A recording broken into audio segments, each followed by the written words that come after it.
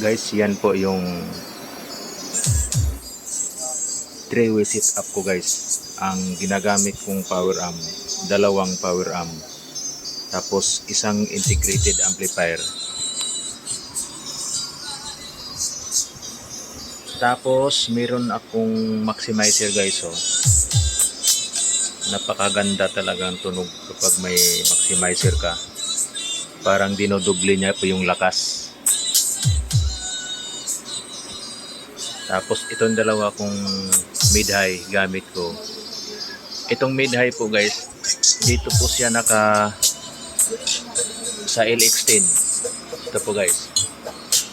Tapos ito naman yung dalawa kong MCB. Yan, kulay itim na yan. Dito po yan sa CE7. Trident CE7. Yung dalawa kong MCB box na ang nakaload nito, Live Pro 1000 watts. D15.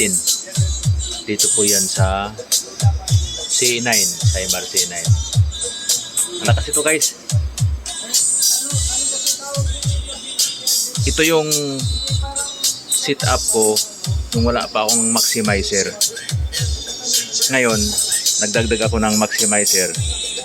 Kung ikumpara ko po doon sa una kong vlog, yung nagsa-sound check ako, napakaganda ang tunog nito guys.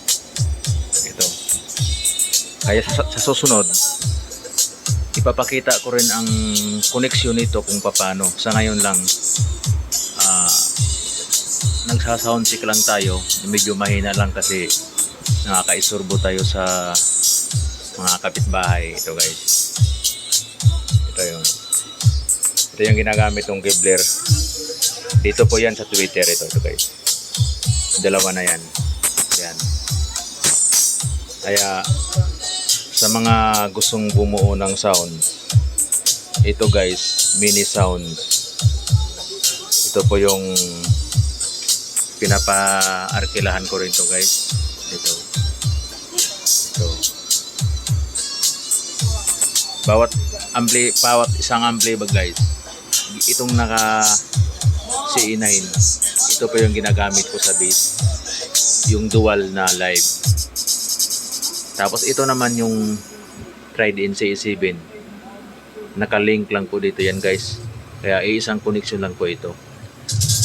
Yung LX10, ito po yun guys, yung mixer na yan. Ay, sorry, equalizer. Hindi yung Twitter. Ito guys, ito. Yan. Tatlo po yung ginagamit nating equalizer. Tapos yung dalawang CE7, ay yung isang CE7, nakalink lang po dito sa CE9 power amp. Ang watts nito guys, nasa mga 650 RMS. Ito naman, yung CE7, 450 watts per channel, RMS. So, dito pa lang guys, napakalakas niya eh. Ito yung ginamit kong una. Wala pa akong CE9 guys.